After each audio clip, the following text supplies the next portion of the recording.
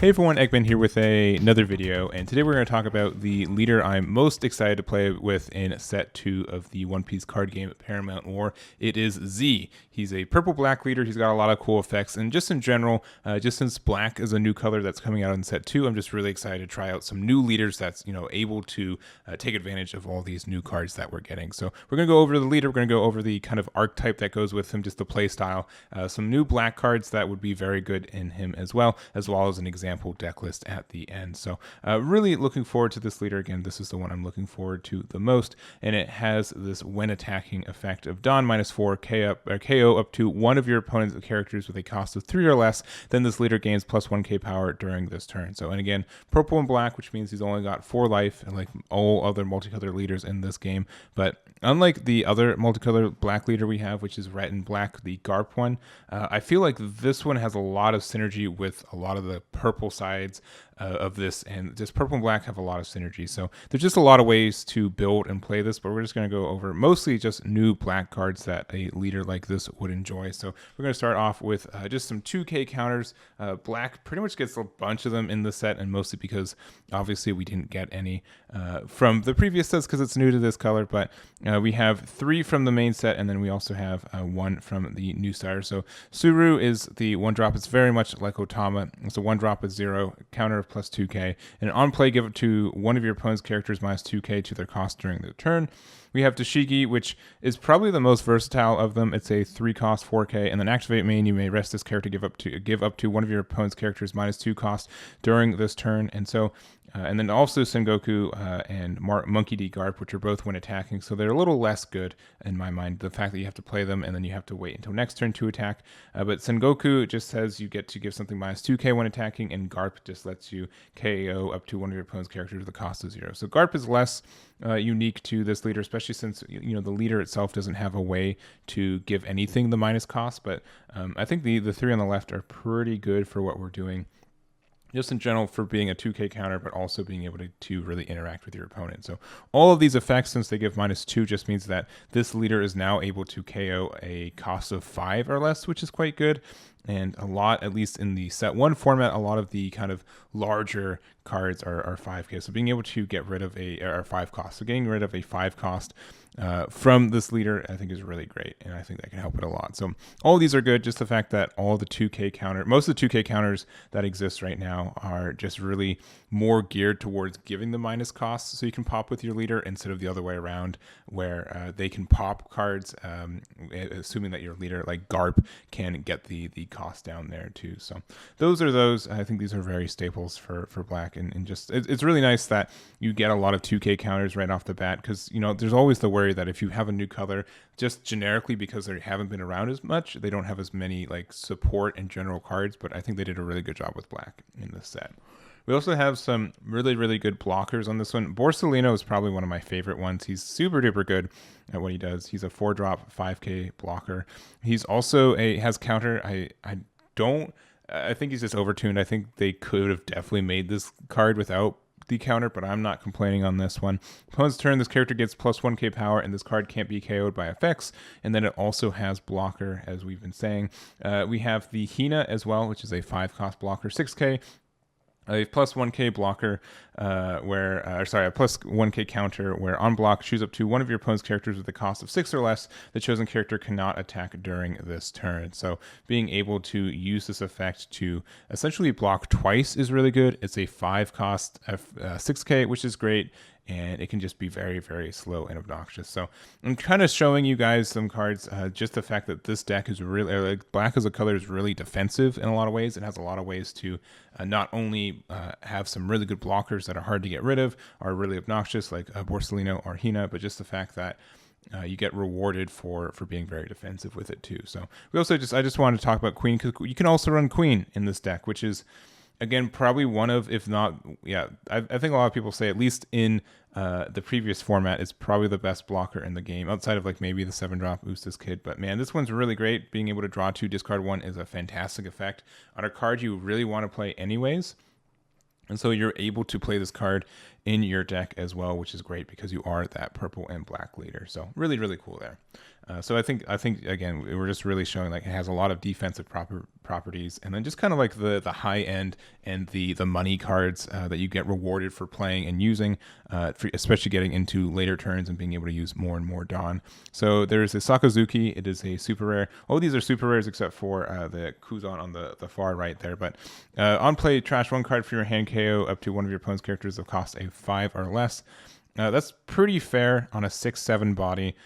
No counter, which kind of stinks, but being able to just say, let's say I went second. So my opponent, best case last turn, they played a 5-cost card, right? I get to play a 6-cost card, get rid of the 5 costs I just played with and couldn't attack with, and I do have to discard a card, which kind of stinks, but you normally won't have a lot of issues finding a card to discard in a deck like this until like later in the game. But being able to just say, okay, this is just the best turn 6 play, because on turn 5, they're probably playing like a 4 or 5 cost, and you get to kind of just get rid of it out automatically. So really good for tempo there, and even late game stuff. Then we also have Kuzan, which is a really, really solid turn 2 play of just on play, you get to draw a card, and then when attacking, give up to one of your opponent's characters -4 cost during this turn. So this works really well with our leader, being able to just say, you know what, 3 and 4, so I can get a 7 cost or higher off the board for just going Dawn -4. So I can play this for 4, draw a card next turn, I can attack with it, play another one if you have the 4, you need the -4 Dawn somewhere, and just get like a lot of great effects for it. And then lastly, we got the Kuzan Secret Rare. This is definitely a card to build a deck around, and this is pretty much why I like Z as much, because I think he's probably the best leader to take advantage of the Kuzan Secret Rare. So your turn, all of your opponent's characters get -5 to their cost, which is quite a statement. It's a really great effect. It just means that if this is on the board, your leader can get rid of something 8 costs or less with just its one attacking. So obviously the power play, like the good turn, is that you play Kuzan on turn when you have 10 Dawn. It also has an on play of KO up to one of your opponent's characters the cost of 0 or less. So it's to automatically KO something of 5 costs or less when you play it, and then you can use your leader's attack and then use the when attacking -4. It doesn't matter that your Dawn is tapped, because you're able to use the -4 effect still, and then pop something of 8 costs or less. So being able to get rid of 2 of our opponent's cards and play a 10 cost 10k on the same turn is really, really great. And if you can be greedy and you can like drop 2 Kuzans, I think you probably win the game at that spot. But the -4 effect of our leader really, really harmonizes with this, and it just gets very, very strong. The fact that you can pretty much get rid of anything, and if you already kind of set up a Tashigi previously where this was on your board, you can use the activating to give something -2k, and then Kuzan could go and use its effect, so that's -7. And so even if you have a 10 cost on your opponent's side of the board, with those 2's effects, you can get rid of any card in the game right now, as long as it can be removed by effects. So I guess you can't get rid of the Borsalino, but anything else is fair game. So very strong effect being able to get this removal, and I think that's why I really wanted to play this list, the fact that that kind of combo exists. So we're going to go over the example deck list that we have, and let's just jump on over there.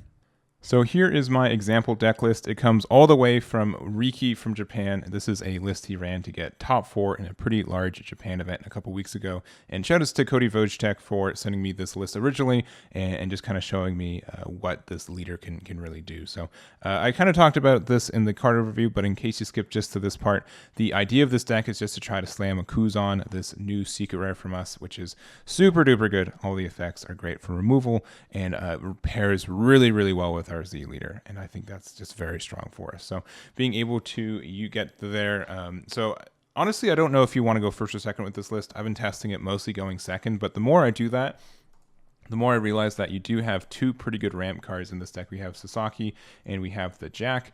We don't really care about the discard too terribly much, so the idea that we can play the Jack on our turn 2, when we have 3 Dawn, we can use that to go to 4 Dawn. Our opponent's going to be at 4 Dawn on their next turn, and then we'll be at 6. It just means that we get to kind of ramp to our 10 cost a little bit earlier. And when we go to 10 Dawn, it just means that our opponent, as long as they're not playing ramp, is going to be at 8 Dawn. So this means that we can literally get rid of, if they play something that costs 8 the next turn, we can use Kuzan and Z to get rid of it immediately, and that's very, very strong. So I like the idea of this. This kind of stacks together really well. And if we have a Sakazuki in hand, we can just use that next turn to pop it and just kind of go our way. So that's just the idea from this deck. So again, I think you want to, if you go second, it's just easy 2, 4, 6, 8, 10, right? But since you want to be more defensive, I think going first just means you get ramp up a little bit faster, even though you do miss out on a single card draw, which can be impactful.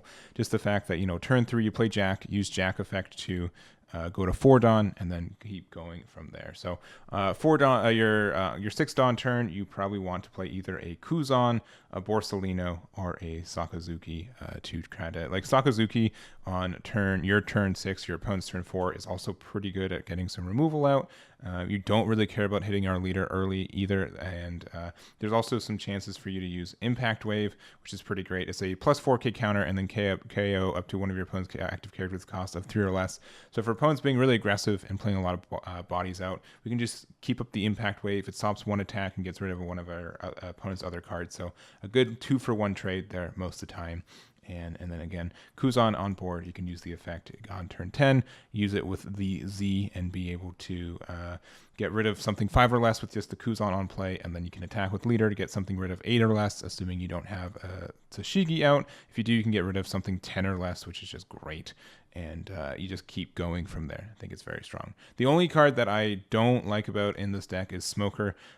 Not being able to be KO'd by effects is pretty strong. It just does mean, like, in the mirror match, you have something that you can play and they can't really get rid of. It can die, and it can be KO'd in battle, though.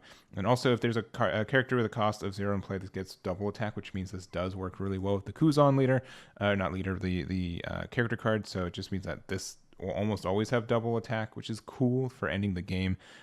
The only issue with this is that it doesn't have a counter with it, and if it kind of hurts against something more defensive. So I think if you want to add more blockers to this, and instead of that, especially we have these 1k ones, so we talked about Hina already, but this can double up as like a double blocker a lot of the time, which can be very strong. And then we also have Uta from the new Film Star deck.